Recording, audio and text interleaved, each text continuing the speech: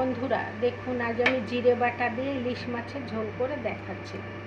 তেলের উপরে দিলাম একটু কালো জিরে, আর একটু দিলাম পাকা টমেটো কুচি, একটু কাঁচা লঙ্কা কুচি দিয়ে দিলাম,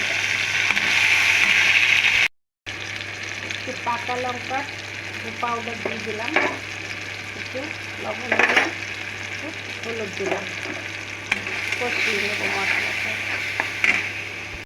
মশলাটা কষানো হয়ে গেছে, একটু জল দিয়ে দিলাম। জলটা ফুটে উঠেছে, ভাজা ইলিশ মাছগুলো দিয়ে দিলাম, একটু ভাজা জিরে বাটা দিয়ে দিলাম। ভাজা জিরে বাটা দিলে ভালো সেন্ট হয়। একটু ধনে পাতা কুচি দিয়ে দিলাম। দেখুন বন্ধুরা, হয়ে গেল আমার ইলিশ মাছের ঝোলটা। একটু পাতলা পাতলাই